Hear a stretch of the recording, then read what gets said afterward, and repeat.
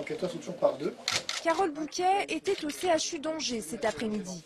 Et ce n'est pas en tant qu'actrice qu'elle est venue, mais en tant que porte-parole de l'association La Voix de l'Enfant. Une association qui vient en aide notamment aux enfants maltraités. Aujourd'hui, Carole Bouquet rendait visite au personnel de la PAPED, la permanence d'accueil pédiatrique pour l'enfance en danger.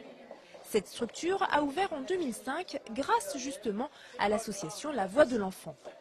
La PAPED est un lieu d'accueil pour les enfants victimes de maltraitance. Dans le cadre d'une réquisition judiciaire, c'est ici que les enfants sont auditionnés. Avant que cette structure existe, ces enfants allaient soit au commissariat de police, soit en brigade de gendarmerie, ils étaient auditionnés dans un petit coin, bien sûr filmés avec une webcam, et puis les enquêteurs laissaient partir la famille et l'enfant, et puis c'était fini.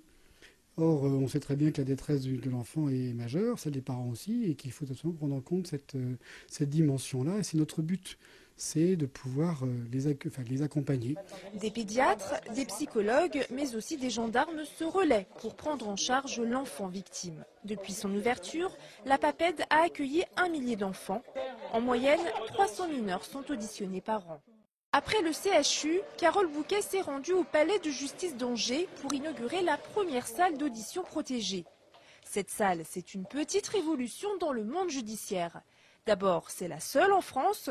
Surtout, elle permet désormais d'éviter la confrontation physique entre un enfant et le présumé auteur grâce à un système de vidéoconférence.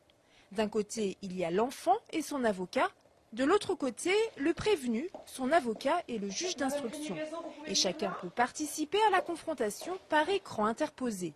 Déjà dans le cadre d'une confrontation ordinaire, la mise en présence physique entre des adultes peut avoir quelque chose d'extrêmement violent. Lorsque vous avez un enfant de quelques années, qui a 6 ou 7 ans ou 8 ans, même plus âgé, cela peut avoir quelque chose d'extraordinairement choquant, traumatisant, d'être confronté à celui qu'il accuse. La salle est utilisée depuis le mois d'octobre. Carole Bouquet découvrait cet après-midi les lieux pour la première fois. C'est une grande joie parce que c'est la première fois. Encore une fois, j'espère qu'il y en aura beaucoup d'autres. Mais c'est une révolution. C'est pas une petite chose qui se passe aujourd'hui à Angers. C'est une vraie révolution. Pour le moment, ce système de vidéoconférence est utilisé dans le cadre des confrontations. À plus long terme, le procureur de la République souhaiterait s'en servir lors des audiences et éviter ainsi aux mineurs de comparaître physiquement aux assises.